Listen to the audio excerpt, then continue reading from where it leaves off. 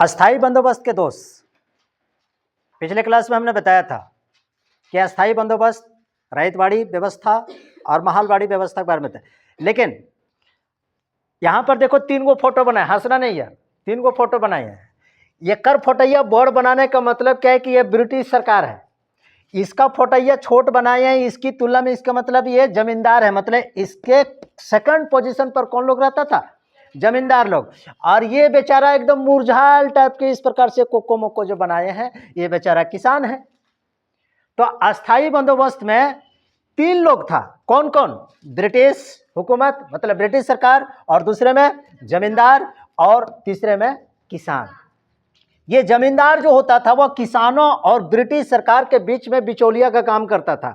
अर्थात पिछले क्लास में हमने बताया है कि अस्थाई बंदोबस्त में जमीन का मालिक कौन होता था? जमींदार लोग होता था। जमीन इसी के अधीन रहा करता था। समझ रहे जी बात को? अब यहां पर देखिए जमींदार, लेकिन एक बात ध्यान रखना, जितने भी सारे जो उधर से जाजे उधर से, लेकिन एक बात को याद रखिएगा, अगर किसी को ब्रोकर बोल दो, ब्रोकर, तो उसका सीना फूल जाता, वाह मेरे को ब्रोकर बोला, मेरे को ब्रोकर बोला। और वहीं हिंदिया में बोल दो दलाल, अरे तू मेरे को दलाल बोलेगा, हम तुमको दलाल नजर आते हैं, एकदम गुस्सा के एकदम लाल पीला हो जाएगा। लेकिन ब्रोकर बोलो तो खुश हो जाता है, दलाल बोलो तो झगड़ा कर देगा। लेकिन वही परिस्थिति यहां पर है। अस्थाई बंदोबस्त के अंतर्गत जमींदार लोग जो था वो एक दलाल के रूप में था। किसके रूप में? एक दलाल के रूप में था, एक ब्रोकर का जैसा था। ब्रोकर का जैसा किस प्रकार से था? सो अभी हम आप लोगों को बता रहे हैं ब्रोकर का जैसा किस प्रकार से था। ब्रोकर इसलिए कह रहे हैं कि यहां पर ये किसान है, ये जमींदार है, और ये ब्रिटिश हुकूमत है। सबसे ताकतवर ये है, उसके बाद सेकंड पोजीशन पर ये है, उसके बाद बेचारा एकदम घोच मोचिया के किसान लोग बैठा हुआ है, अब इससे वसूल करेगा। इसमें सबसे पहला दोष क्या था, इस बारे में मैं आपको बताने जा रहा हूं कि जमींदारों ने कृषि की उपज बढ़ाने से, ये जो जमींदार अर्थात इसको हम दलाल कह सकते हैं, इधर ध्यान दो, ये जो जमींदार जो दलाल जो था, जमीन का हक तो इसी के पास था। इन जमींदारों ने कृषि उपज, क्या? कृषि उपज को बढ़ाने के लिए कुछ भी नहीं किया, कुछ भी नहीं किया। अर्थात कृषि की उपज बढ़ाने के लिए एकदम पूरी तरह से ध्यान दिया ही नहीं। और दूसरी बात यह हुआ कि ये जमींदार लोग जो था, हमने पिछले क्लास में बताया, ये इससे टैक्स वसूल करता था, और ये फिर किसको देता था? ब्रिटिश सरकार को देता था। एकरा से 20 रुपया लिया, और ये 5 रुपया अपने पास भी रखा, और 15 रुपया इसको भी दे दिया अपना कमीशन में। इसीलिए एकरा दलाल कह रहे हैं। अब इसमें ये जमींदार लोग भी इसमें खूब माल कमाया, एकदम मालामाल हो गया ये लोग भी। और मालामाल जब हो गया, जब इसके पास भी, इस जमींदार के पास भी जब पैसा जब आ गया ना, तो ये लोग भी पूरी तरह से एकदम मोटा गया। इन लोगों के भी मन में एकदम ख्याली पुलाव बनने लगा कि खाली अंग्रेज लोग ही एकदम हिल स्टेशन में रहेंगे, खाली अंग्रेज लोग ही एकदम शहरों में बसेगा।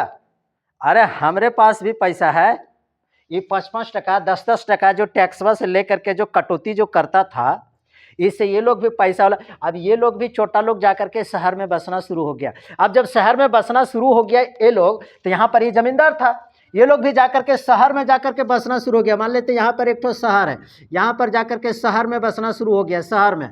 अब यहाँ पर जाकर के जमींदार लोग यहाँ पर जाकर के शहर में बस गया, 30 जगह खाली हो गया।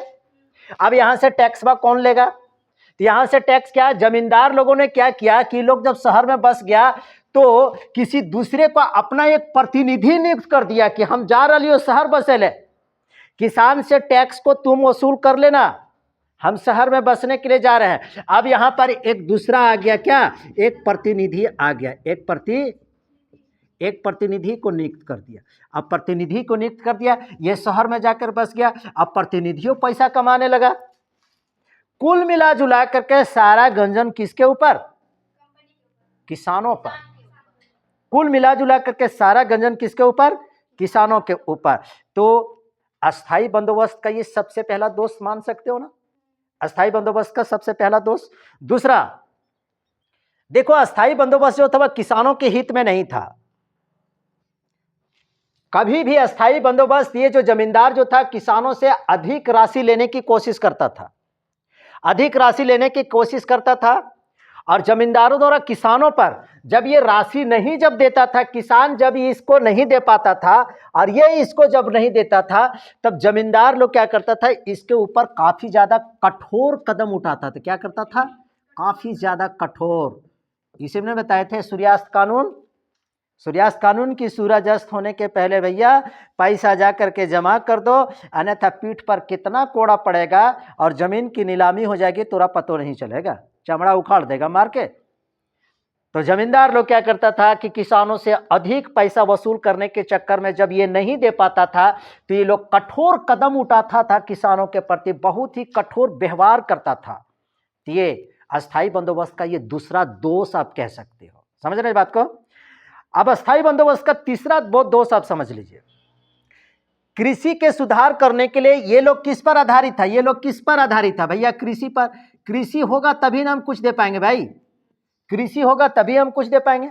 मान लेते हैं कि कभी कभी कृषि कुछ होता ही नहीं था, खाली घासें उगाता था, तो फिर किसान लोग कहां से उसको टैक्स चुका पाएगा? तो कृषि को सुधार करने के लिए भी नहीं जमींदारों ने, नहीं ब्रिटिश हुकूमत ने कृषि में सुधार करने के लिए कोई कदम नहीं उठाया। क्यों नहीं कदम उठाया? क्योंकि ये कृषि में सुधार करने के लिए कुछ कदम उठावे या ना उठावे, ये ब्रिटिश हुकूमत, ब्रिटिश सरकार कृषि में सुधार करने के लिए, किसानों के हित की सुरक्षा के लिए, कृषि में सुधार करने के लिए कुछ कदम उठावे या ना उठावे। क्या मतलब है इसको? क्या मतलब है इसको? इसको तो कोई मतलब नहीं। क्यों? क्योंकि जितना टैक्स बंधा हुआ था, कितना, जितना टैक्स बंधा हुआ था वह टैक्स तो इसको मिल रहा था।